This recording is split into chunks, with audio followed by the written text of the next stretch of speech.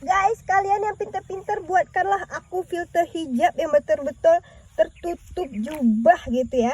Karena aku kalau ke kebun tuh rasanya malas banget aku pakai yang sangat-sangat muslimah, karena sedikit terganggu dengan pekerjaan seperti menyangkul dan memegang parang tuh agak sulit kalau aku berhijab. Aku sakit BTW guys.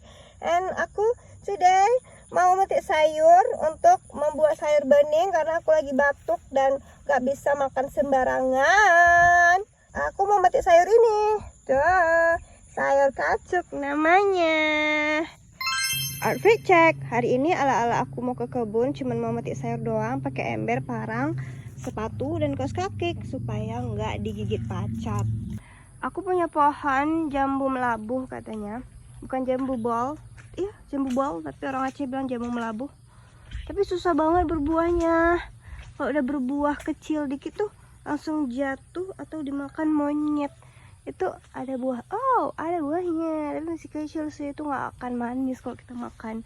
You know what? Kita di sini menemukan terong yang lumayan udah tua ya guys ya. Aduh, cepet banget, gampang banget dipoteknya. Aku rasa ini kayaknya udah tua deh. Terong. Aduh, aku nggak pakai hijab. Dan hari ini aku mau kasih tahu kalian, kemarin aku ada nanam sawi. Nah, ini dia guys bibit sawi aku yang udah aku tanam kemarin sore dan tiba-tiba diguyur hujan lebat banget. Tuh. Semoga kalian beberapa hari kemudian akan tumbuh menjadi sayur yang akan saya santap dengan sangat lezat. Di sini ada bibit padi guys.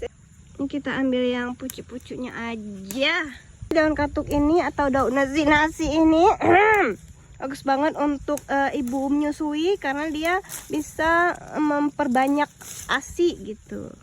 Nah, untuk beberapa hari karena lagi batuk bisa ya kita cuman hanya mengonsumsi sayur bening doang. Sayur katuknya nggak begitu banyak, jadi kita campur sama si daun apa ini namanya. Nah, cukup ya kira-kira satu ember ini untuk satu keluarga.